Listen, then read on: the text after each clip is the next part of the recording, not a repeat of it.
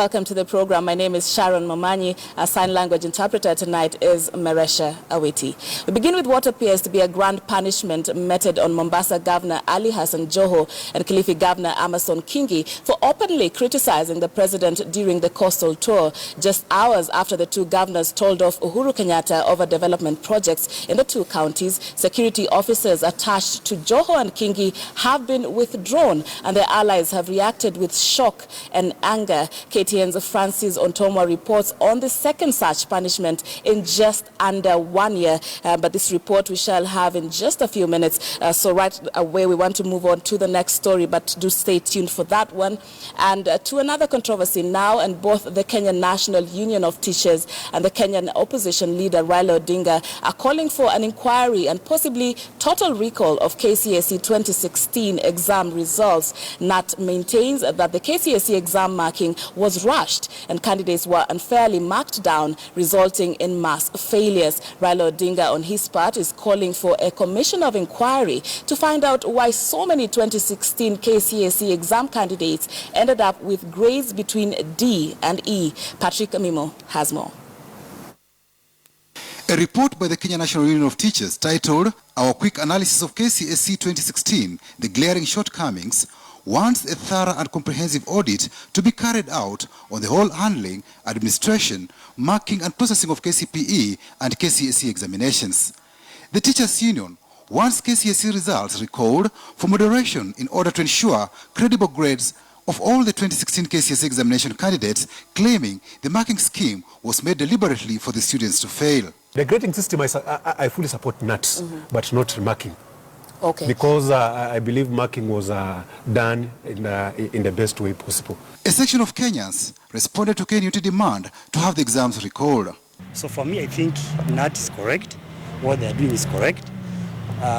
We should audit this exam and see if it actually reflects the performance, the true performance, the true value of the candidates who sat for KCSE last year.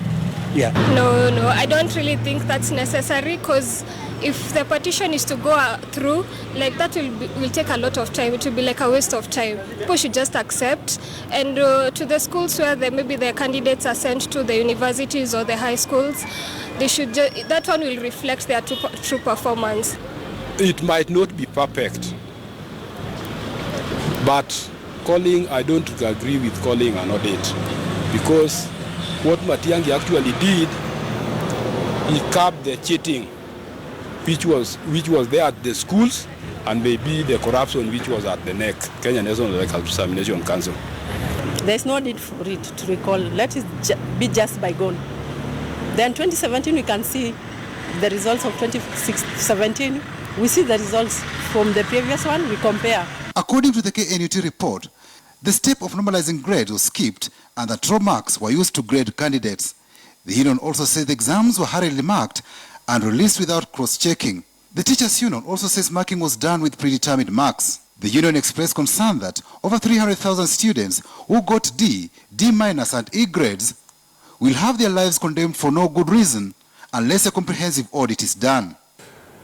After marking, they go and sit down. That's NEC. Right. And you are told NEC was not involved in the processing of the results. All the things were done at the Jogo House. That is the Ministry of Education. So they involved the subject specialists, the chief examiners of various papers. How was this paper performed? How can we create this? If mathematics, for example, we had so many students who scored below 60%, they can even say that anybody who scored 50% in mathematics is going to be given an A. It was a true reflection of candidates' performance, and I think all other ministries should go with the same trend as Dr. Matiang'i. Like, we should have many Matiang'is in other ministries, and well, other candidates and other students in the lower classes should be ready to work hard and give all their best. The Teachers Union has faulted the use of one grading system for all subjects, humanities and sciences. The union says these saw many A's in humanities and hardly any A in English and sciences. The union's report adds the grading led to poor performance amongst boys compared to girls, since most girls' schools don't take all the three sciences. Somebody, for example, consider medicine, engineering, law.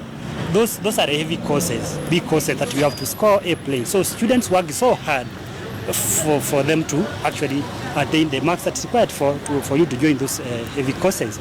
They are talking about moderation of the subjects, like in statistics it's called the weighted average, based on the importance of subjects, because we know physics is difficult, maths is difficult. The Teachers Union argues, without provision of accurate data, schools that have been performing well will be labeled as cheats, and career progression of school managers will be unfairly interfered with during performance appraisals and job evaluation.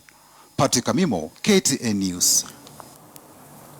So the question is whether the KCSE results of 2016 will be rationalized or not. And of course, it is an issue that many are feeling heavily about. We also have the opposition leader, Raila Odinga, who added his voice to this issue in a very lengthy statement today, saying that a probe into this 2016 examination, KCSE examination, is inevitable. And we see he called for so many things. He asked to have a reflection, talking about if we can have that super wall right there, talking about a normal curve that is expected to have to occur in any particular examination, and he states that a normal curve in the performance of a secondary school or any performance or any examination for that matter is normally distributed through one might call a normal curve, is what is stated in that statement. And he further says that to have only 141 students from just a handful of schools scoring A's while 33,000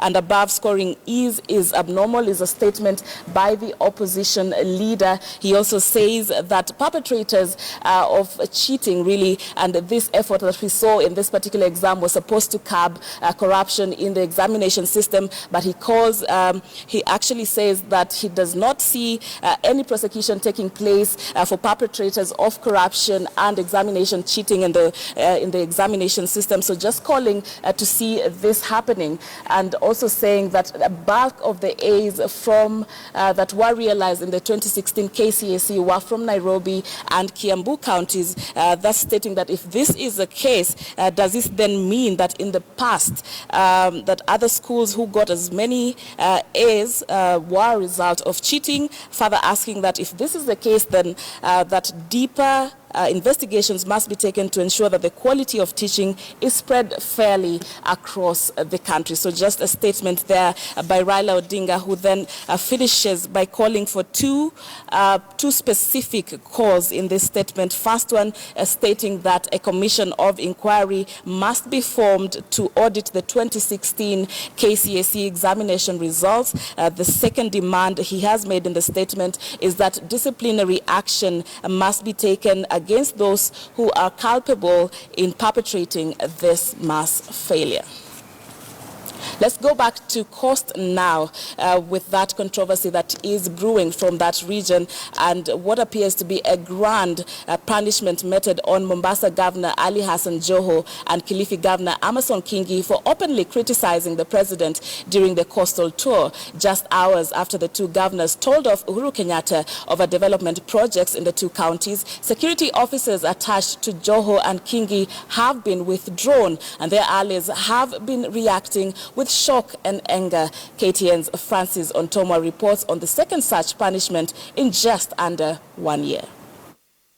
Taka tuone miradi ambayo imefanywa na Jubilee government wakati huu wa mwaka 2016. Sitishiki na siogopi kutembea kila kona ya Kenya tukiendelea na yale ambayo tunafanya kuhusu maendeleo. Political differences that openly played out Thursday in Mombasa, and just hours later, the ramifications seem to have taken shape almost immediately. The office of the governor of Mombasa has confirmed that security details seconded to Governor Joho were recalled late last night. Events that happen when the deputy ODM leader is attending the inauguration of Ghana President-elect Nana Akufo-Addo. Confusion has marred the developments. The state has remained mum. Last night, at about midnight, towards 1 or 2 o'clock in the morning, they started recalling each and every person who has been assigned to His Excellency the Governor. Kwanza tunataka jua nani ametekeleza hayo, nani ametoa amri hiyo. Baada ya kujua nani ametoa amri hiyo, tunataka kujua ako na nia gani. Some quarters within the Joho camp connect Thursday's public spat between Joho and the head of state on the launch of projects as the trigger. And as Joho's team was still trying to absorb the shock, Amason Jeffa Kingi, the governor of Kilifi, was registering similar tribulations. Tumeamka tu tukapata hizi taarifa kwamba walinzi wetu wameamua warudi kambi, na wale wa nyumbani tayari jana wote gari zilikuja zikawabeba na boma zetu zilibaki bila walinzi. A section of leaders allied to Joho is very angry. They are questioning the motive behind the move and raising fears over the life of the governor. Why Joe every time? You know, we are sick. We are getting sick as the leaders of this county of Mombasa. Kila wakati Ali Hassan Joho anafanyiwa vitimbi vya kila sampuli. Kwani kuna shida gani? Ali Hassan Joho is a Kenyan, is a citizen of Kenya. He paid taxes na anafanya kila kitu na yuko na haki kama yule Mkenya mwingine ambaye anajiita Mkenya katika Jamhuri ya Kenya. The last time this happened, it was not just the withdrawal of security details, but also their firearms. Even amidst this, pressure is mounting for the state organs to issue a convincing explanation. Mimi nataka kusema kwa niaba ya muungano wa CORD kwa waziri wa usalama ya kwamba huo ni uchochezi kamili. At the center of the storm is one man, Joseph Ole Nkaiseri, the Interior Cabinet Secretary. Joho's luminaries are convinced that Nkaiseri is just a stooge to Jubilee top brass. Nkaiseri is on record warning Joho a couple of months ago. You can't challenge the government. Hata kama wewe ni nani? And more so when General Nkaiseri is in charge of security. Na tunamuuliza Nkaiseri, ako na shida gani na Ali Hassan Joho? Is he competing with Ali Hassan Joho? Ama haja asimamia ugavana Mombasa County wa compete na Ali Hassan Joho? Since Governor Joho declared that he will be vying for presidency in 2022, the county chief has trained his guns directly on the Jubilee administration, something that has had its ripple effects and put him at loggerheads with Jubilee. At some point last year, the state closest family business in Mombasa was that saw him engage the state in court battles. Last December, the High Court quashed the cancellation of his firearm certificate. It is not clear this time where the new battle will take to. The political ghost that haunted Governor Joho last year seems to have found their way back, and with the electioneering period fast approaching, this may well set Joho and the Jubilee machineries in another round of battle. Francis Ontomoa, KTN News, Mombasa. Right, and that story forms the basis of our Twitter poll tonight. And we're asking you, is the national government justified in withdrawing Joho's and Kingi's security detail? Is the national government justified in withdrawing Joho's and Kingi's security detail? Do keep your views on this coming in at KTN News and at Sharon_Momanyi. That is on Twitter. And I shall be sampling your views during this bulletin. Let's move on now. And 16 or 18, just which of the two should be the age of consent in Kenya? Members of the National Assembly have suggested an amendment to the Sexual Offences Act of 2006 to reduce the consensual age from 18 to 16. Now today, the Nyanza Initiative for Girls' Education and Empowerment protested against the proposed amendment. FIDA says there is a lot of mischief going on about the proposed law. 18 and 16, 16 and 18. What difference does 2 years really make? In Kenya, 18 is the age of consent. There was an amendment to the Sexual Offences Act presented last year to Parliament through the statute law, the Miscellaneous Amendment Bill of 2016. A notice to the public created an impression that there was the intention to lower the age for sexual consent from 18 to 16. The Nyanza Initiative for Girls' Education and Empowerment, NIGE's rejection of it is unequivocal. Let's get out of school. And so the argument that I've seen being advanced is that, oh, we are talking about a 17-year-old man, boy, and a 16-year-old girl. Fine. But when you have a problem with your finger, do you cut the whole hand? I know the Bible says so, but it's not literal. You don't cut the whole hand. They're not the only ones. Muslim clerics and the Kenya Film and Classification Board have also strongly rallied against any such proposed amendment, saying that it is okay to protect children, but it is wrong to handle it from the perspective of this law. But going by global trends, Kenya is a late bloomer compared to the age of 12 in Mexico, 13 in the Koreas, 14 in Canada, 12 in Angola, and and 13 in Burkina Faso, 15 in Sweden. The average global limit is 16 years. It is criminal for anybody to have sex with a girl under the age of 18. But if the proposed amendment goes through, it will be legal for 16-year-olds to engage in sex. The amendment has already gone through the first reading. The public also invited to present their views on the 27th of December last year. The Federation of Women Lawyers in Kenya states their position. As FIDA, what we did, we sent a memorandum to Parliament. Our memorandum was sent, I think, on the 26th of December, because the closing date was the 27th. And we are opposed to any changes that will see the age of consent reduced from what is in the Constitution, which is 18 years, to any other age. And so if the finger is the 17-year-old boy who is having so-called consensual sex with a 16-year-old, why don't we then go at the sentencing level, at the court level, and get that reduced or that addressed, rather than having a universal reduction in the age? When assented to, such a proposed law will give room for a review of the punishment meted on sexual offenders by considering the age gap between the offender and the victim. So what the National Council for Justice had written, for Administration of Justice had written to Parliament, was that can we have what we call the Romeo and Juliet clauses? These are clauses in law that allow judicial officers, when they are sentencing offenders, especially very young people. Let's say the boy is 19, 16, 17. They consider the age gap between these two people. And I think that's where now there was a problem, that it looked like there was a call to reduce the age of consent.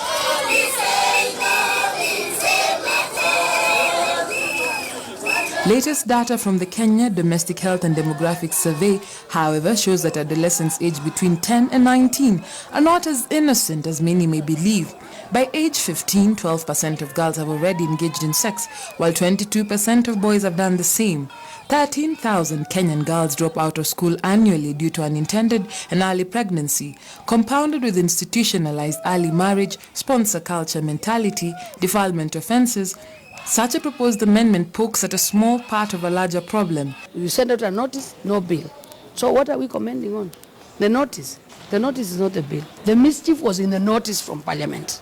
The mischief was in how the notice was framed and how the changes were being whatever. But when we interrogated the bill, it didn't have those changes. Be that as it may, legally, at 18, one becomes an adult. At 16, still 2 years shy.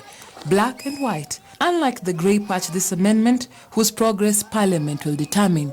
Dorcas Wangira, KTN News. Now, the family of a 4-year-old boy is still in shock after robbers not only forcefully took their money, but also took off with their 4-year-old son. The armed robbers attacked the family's home in Thika Town Friday evening, and the nursery school boy has not been seen since then. Timothy Otieno reports. Of Wambugu Kimani and Caroline Nyambura has been a beehive of activity for the past 24 hours. Many coming here seeking answers to a robbery like no other, and one that has seen 4 assailants not only rob Caroline of an unspecified amount of cash, but also had the men take off with the family's 4-year-old son, Kelson Kimani, at gunpoint. Before achukue kijana nikamwambia tafadhali nimewapea pesa yote yenye nilikuwa nayo. Na sasa hata ndio nimekuja mapema hivi, niko na wageni, kuna watu wanakuja, tafadhali na wakifika huku mtawawa. Tafadhali na wasihi muende tu juu nimewapea pesa. The incident that took place 6:30 p.m. Friday evening, leaving the boy's father, who happens to be a trader of gas cylinders in Thika Town, nearly dumbfounded. The family has since taken to social media, desperate to locate a boy described by his own parents as the light of this home in Section 9 Viewland area of Thika Town. Mimi hata sikujua kama walienda na mtoto na gari ama walienda aje juu kabla tutoke hapo nje hatukuwaona, sikujua ameenda aje. Security officers in the area are not giving much thought to a possibility of an inside job or business fallout, as it is believed that at the time of the robbery, the family had not banked cash for the gas cylinder business for 2 days, instead choosing to keep the money at their home. Tunafanya kila juhudi kila hatua kuhakikisha kwamba tunampata yule mtoto akiwa angali ako hali sawa na tumregeshee wazazi wake. But for a mother desperate to reunite with an innocent victim in last evening's incident, the kidnapping of Kelson without demand for any ransom is proving the greatest nightmare. The family now hopes that the safe return of the 4-year-old will end the nightmare for a family that just days ago had introduced their son to nursery school. Timothy Otieno, KTN News. Absolutely heartbreaking. We do hope that they find their son and in a good state. Now, Ghana's former opposition leader, Nana Akufo-Addo, has been sworn in as Ghana's new president. 72-year-old Akufo-Addo defeated incumbent John Dramani Mahama in elections held in December 2016 and now assumes office in a rare peaceful transfer of power in a region that is plagued by political crisis. The Black Star Square in Ghana's capital Accra once again played host to a historic occasion for another peaceful transition of power from government to opposition. An event that was witnessed by, among others, Kenya's number 2 in command, Deputy President William Ruto, and opposition chief Raila Odinga. A ceremony that follows a heavily contested election in the continent that saw then 72-year-old opposition leader who had contested presidency thrice, Nana Akufo-Addo, trounced the incumbent youthful John Dramani Mahama, who was seeking to defend his seat on the National Democratic Congress Party. And defend the Constitution of the Republic of Ghana. And with that, Akufo-Addo of the New Patriotic Party, dressed in traditional regalia, now becomes Ghana's 5th president.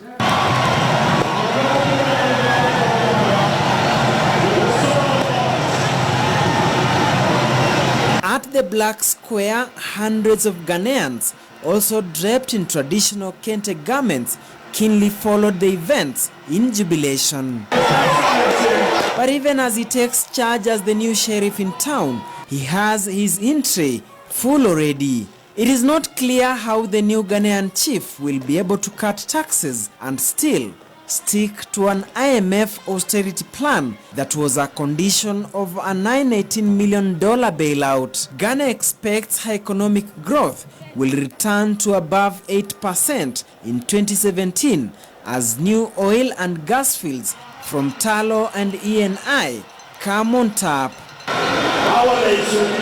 Apart from Kenya's Deputy President William Ruto, other African leaders who graced the swearing-in ceremony include Liberian President Ellen Johnson Sirleaf, who is the chairperson of the Economic Community of West Africa, ECOWAS, Chad President Idris Deby, Nigeria's Muhammadu Buhari, and former UN Chief Kofi Annan.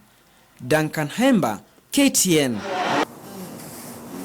Now, welcome back and many thanks for staying with us here on KTN Weekend Prime. Now, as promised, we have in studio the latest or one of the latest millionaires in town. That is the winner of the superpower jackpot of Lotto, who won 100 million shillings.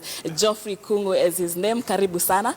Many thanks for joining us. Of course, we have Mshamba had to escort him to studio. The new friend. The new friend. Just how does it feel to have won this much money? Ulihisi namna gani? Chenye nilihisi siwezi katosheka ama siwezi kukubali ama siwezi kujihisi vile kusema kwa maneno kwa minajili vile nilihisi hata sijahisi hivyo maisha ni mwangu. Hata uwezi jaribu kuanza hata siwezi ka imagine. Ama bado unatafakari? Natafakari. Okay. Yeah. Na ulipata aje habari hii? Kwa sababu unajua kila siku tunapatanga masimu hapa na pale kikwambia umeshinda kakitu. Okay. Ilikuwa kama kitu saa 3 kamili hivi. Nilikuwa na watch news za KTN. Simu yangu nilikuwa nimeiwekelea karibu na mimi. Nikaona namba ambayo sikuwa nimeiweka kwa simu yangu. Unknown number. Nikasema nichukue nisichukue, nisichukue. Lakini moyo wangu tu ukanifariji, nikasema wacha nichukue. Wakati nilichukua nilipigwa na mtu kutoka kwa station ya KTN Hiyo nilikuwa tunawatch. Akaniambia, weka simu yako kwa moto saa hii. Iko zawadi umepata kutoka kwa Roto. Kwa hivyo tutakupigia ifikapo saa 4 kamili. Na hivyo ndivyo nilifanya, nikaweka simu kwa moto, bibi akaniletea charger, tuweka simu kwa moto kwa minajili tulikuwa na bibi sisi wawili nyumbani. Tukaweka simu kwa moto, tukasubiri. Exactly saa 4 pap. Simu ikalia. Nikachukua simu, nilikuwa tu napigwa na mtu kutoka KTN. Akaniambia sasa, hiyo simu yako iweke kwa loudspeaker, uiwekele kwa meza na usikate. Hata ikiwa itaenda karibu lizalizima, usikate na uweke TV yako ikiwa uko nayo kwa channel ya KTN. Yes. Kwa sababu nilikuwa tu naona, nikaiwekelea kwa meza, nikaendelea kuona news. Sasa ndio niliona akina Mshamba. Roho inapiga masama songs kama. Hata nilikuwa na sweat, nilikuwa natetemeka kiasi. Mshamba wewe mbaye unaona kuacha hizi masimu wakati mwingine si mzuri. Simu usiwache bwana. Unaweza pigiwa chaku bwana. Charge simu kabisa kisha network iko sawa. Kabisa. Yes. Yeah. Na wewe huwa unafanya nini? Mimi ni mkulima mdogo. Huwa nalima viazi, ngano, maharagwe na ng'ombe kama bili hizi za maziwa. Yeah. So saizi una mipango gani na hii mahundi la manoti ambalo umepata? Saa hii sina ile mpango ambayo nimeweka kwa minajili. Vile naonelea kitu ya kwanza nijipatie muda. Ya pili tukusanyane na brother zangu, familia yangu, brothers and sisters. We come together with a conclusion, tukijadiliana na tuweke Mungu mbele. So ni kitu unapanga pia na wale walio karibu na wewe. Na wale wako karibu na mimi. Kwa minajili ya ushindi sio yangu, ni ya familia. Hiyo ni mzuri sana. Alafu ulikuwa unacheza hii loto sana ama unaweza ambia watu waje kwa sababu watu wengine hawaminingi vitu kama hizi ufanyika. Sasa siku anacheza sana kwa minajili nilikuwa nimecheza mara 36. Hiyo mara 36 ukihesabu mara 36 mara 50 vile walikuwa na charge. Inakuja kitu kama 1800 shillings. Kwa hivyo hiyo ndio ile pesa nilitumia. Na ile SMS ya mwisho nilituma on that first. Kitu kama saa 11:30 hivi. That was all. Yes. Hiyo ndio ilinifanya hivyo. Na lazima umepata simu mingi sana kama ya watu kama Mshamba sasa hizi wanataka kuwa rafiki. Kwanza tuko na sifi. Are you accepting new friends? Sitarajii. Nitakaa na wale tu nilikuwa nao bereni. Wale wengine watakuja wakiwa na mawazo mazuri. Tutashikamana na wao. Lakini simu lazima zimekuja kweli kweli. Ama Sasa sina simu. Nimekuwa chini ya maji kidogo. Sasa sina simu. Hivyo mwenye ananitafuta na simu, pole sana kwake. Umesikia Mshamba? Leo utanifinya tu hapo. Alafu mtu mwingine anaweza kuwa anashanga. Hii pesa ulipatiwa namna gani? Alafu security pia unajua watu wanaweza kuwa are these arrangements that ama si maneno ya ku kwa wakati huu security niko nayo. Kwa minajili ya kina Mshamba wakati nilipigwa hiyo simu nikaambiwa nitakujua nyumbani. Akina Mshamba walikuja huko na gari kubwa wakipiga makelele. Waka-invite watu wakuja kwa wingi. Lakini nao watu wa Roto walikuwa wamepanga hiyo mambo ya security. Kwa hivyo tulikuja na wao. Na this particular time tuko na wao wamepatia security na na hope wataendelea namna hiyo. Wataendelea namna hiyo. Okay. Kitu ya mwisho ungeambia watu ambao wanachezanga loto ama hizi michezo sana loto unaweza waambia nini wewe kama mshindaji mkuu? Naweza waambia namna hii watu ambao wanaendelea kucheza loto. Naweza waambia chenye loto wanasema loto sio ndoto. Loto ni loto. Kwa minajili mimi sio ndoto. Sio ndoto. Loto ni kweli. Yes. Kwa minajili mimi ni mshindi wa milioni 100 nimeamini. Kwa minajili nikiangalia akaunti yangu naona iko na kitu ndani. Iko na kitu. Iko na kitu. Ama ni sika kitu hata. Kajitu. Sio kitu. Jikitu. Iko na likitu. Iko na kitu ndani. Kwa hivyo naweza waambia wasife moyo, waendelee kucheza. Hata mimi nitaendelea tu. Sitakufa moyo. Nitaendelea. Mungu akiniruzuku na kitu kingine nitafurahi. Kwa hivyo naweza waambia waendelee, tujiunge pamoja. Iko mtu wangu hapa anaitwa Raul anauliza consultants. Utaangalia na consultants involved. Masifi ndio hizo zinakuja. Sasa sitaki consultant, kwa minaji niko na consultant. Na wengine wetu kama sisi labda tumeconsult hapa na pale. Mimi tuseme mimi ni consultant. Unaona kazi riko unaruita tu. Mshamba hiyo. Ikiwa umefikiria namna hiyo hapana. Niko na consultant wangu wa KCB na consultant wa kutoka kwa. Ukweli. Hao ndio nawaamini. Wanisukume. Nione pale tutafikishana na wao. Lakini akina Mshamba na akina Sharon, poleni sana ikiwa mlikuwa mnafikiria mtakuwa consultant. Acha hata nikuambie kwa heri sasa. Asante sana na tunakufurahia kabisa Mshamba. Mshamba atazidi kuwa rafiki. Mimi tunaenda naye huko kwingine sasa. Sawa sawa.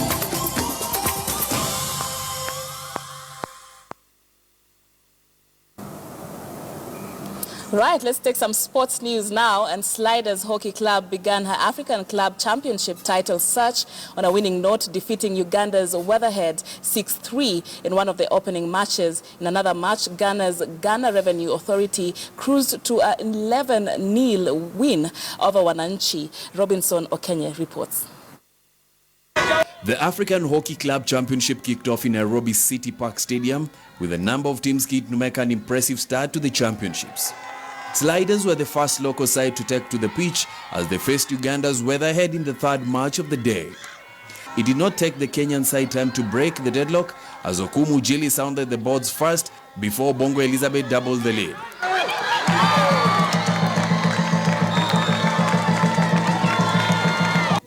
Weatherhead, however, replied through Namukoya Sandra, but the Kenyan side was a step ahead as Rhoda Nyambura sounded the boards twice to give her side a 4-1 lead at the break. In the second half, Nondi Lorraine added to Sliders' tally with a double, making the scoreline 6-1. With time running out, Sandra Namukoya scored twice to cut Sliders' lead to 6-3. It was not that easy, but I think our systems worked.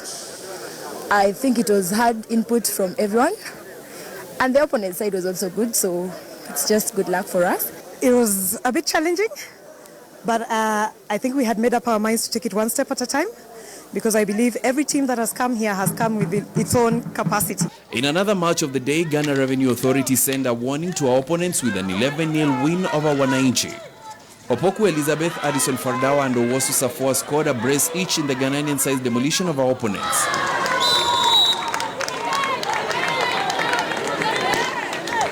In the first match of the day, ex-checkers from Ghana were 6-2 winners over Weatherhead. Robinson Okenye, KTN Sports.